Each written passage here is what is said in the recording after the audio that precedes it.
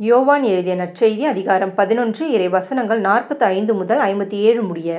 மரியாவிடம் வந்திருந்த யூதர் பலர் இயேசு செய்ததைக் கண்டு அவரை நம்பினர்.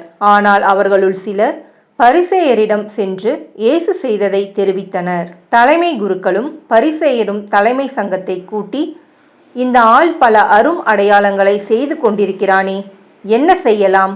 இவனை இப்படியே விட்டுவிட்டால் அனைவரும் இவனிடம் நம்பிக்கை கொள்வர்.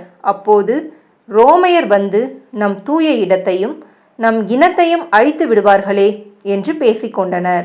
கயபா என்பவர் அவர்களுள் ஒருவர். அவர் அவ்வானின் தலைமை குருவாய் இருந்தார். அவர் அவர்களிடம், உங்களுக்கு ஒன்றும் தெரியவில்லை. இனம் முழுவதும் அழிந்து போவதை விட ஒரு மனிதன் மட்டும் மக்களுக்காக இறப்பது நல்லது என்பதை நீங்கள் உணரவில்லை என்று சொன்னார். இதை அவர் தாமாக சொல்லவில்லை.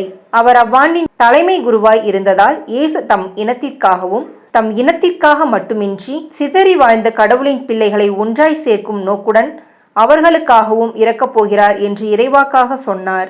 ஆகவே அன்றிலிருந்தே அவர்கள் இயேசுவை கொன்றுவிட திட்டம் தீட்டினார்கள். அது முதல் இயேசு யூதரிடையே வெளிப்படையாக நடமாடவில்லை. அவர் அவ்விடத்தினின்று அகன்று பாலைநிலத்திற்கு அருகிலுள்ள பகுதிக்கு போனார். அங்கு எப்ராயிம் என்னும் ஊரில் தம் சீடருடன் தங்கியிருந்தார். யூதர்களுடைய பாஸ்கா விழா அண்மையில் நிகழவிருந்தது. விழாவுக்கு முன் தங்கள் தூய்மை சடங்குகளை நிறைவேற்ற பல நாட்டுப்புறங்களிலிருந்து எருசலேமுக்கு சென்றனர். அங்கே அவர்கள் இயேசுவை தேடினார்கள். அவர் திருவிழாவுக்கு வரவே மாட்டாரா? நீங்கள் என்ன நினைக்கிறீர்கள் என்று கோவிலில் நின்று கொண்டிருந்தவர்கள் தங்களிடையே பேசிக்கொண்டார்கள். ஏனெனில் தலைமை குருக்களும் பரிசேயர்களும் இயேசுவை பிடிக்க எண்ணி அவர் இருக்கும் இடம் யாருக்காவது தெரிந்தால் தங்களிடம் வந்து அறிவிக்க வேண்டும் என்று கட்டளையிட்டிருந்தார்கள்.